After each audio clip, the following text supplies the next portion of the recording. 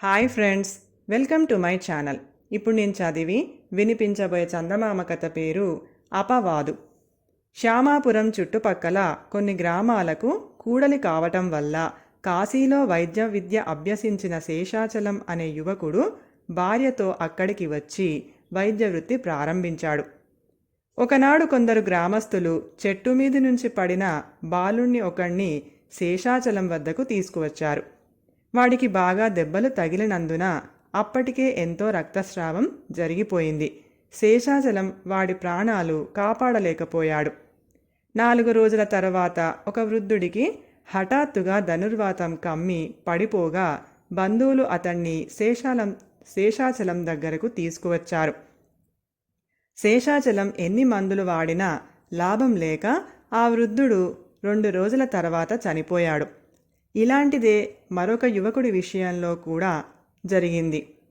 శేషాచలం వృత్తి ప్రారంభించిన నెల రోజుల్లోనే అతడి దగ్గరకు వైద్యానికి వచ్చిన 3 ఈ విధంగా చనిపోవటంతో గ్రామస్తులు శేషాచలం చేతి మాత్ర వైకుంఠ యాత్ర అని చెప్పుకోసాగారు.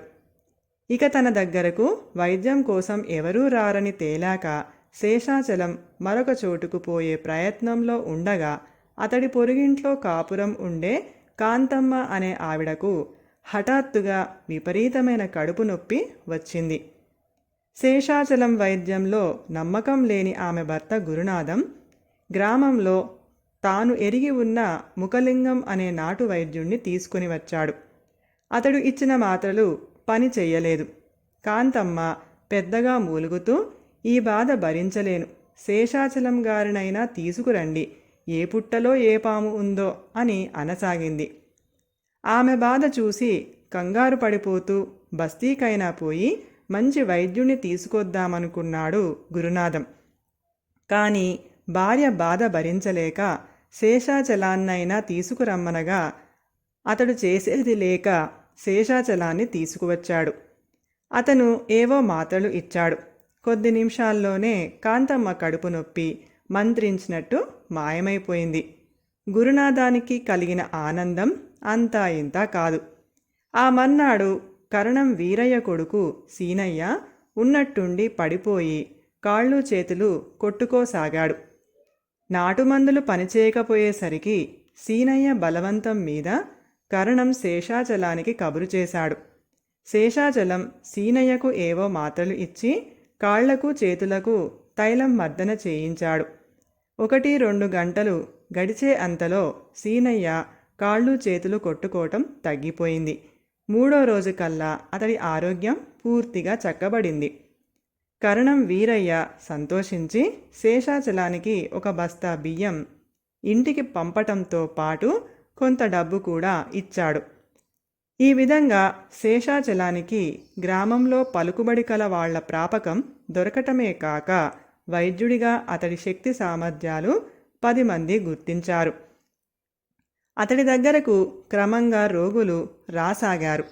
వాళ్లకు తగిన చికిత్స చేసి ఆరోగ్యవంతుల్ని చేస్తూ శేషాచలం కొద్ది కాలంలోనే ఆ గ్రామంలోనే కాక పొరుగు గ్రామాల్లో కూడా గొప్ప వైద్యుడిగా పేరు సంపాదించాడు. శేషాచలానికి వైద్యం తెలియదు అన్న అపవాదు పోగొట్టడానికి గురునాథం భార్య కాంతమ్మ, కరణం కొడుకు సీనయ్య ఆడిన నాటకం వాళ్లకు తప్ప మరెవరికీ తెలియదు. మొదట్లో చనిపోయిన 3 పరిస్థితి బాగా విషమించాక శేషాచలం దగ్గరకు రావటం జరిగింది. ఆ సంగతి గుర్తించని మూఢవిశ్వాసాలు కల గ్రామస్తులు అతడికి వైద్యం బాగా తెలియదని, హస్తవాసి మంచిది కాదని అనుకోవటం జరిగింది. కాంతమ్మ సీనయ్యకు పినతల్లి కూతురు. వాళ్ళు చిన్నప్పుడు ఒక బంధువు దగ్గర గళ్ళపట్టు అభ్యాసం చేశారు. గళ్ళపట్టు అంటే నోట్లో వేసుకున్నవి గొంతులో చాలాసేపు ఉంచుకొని ఆ తర్వాత పైకి తీయటం.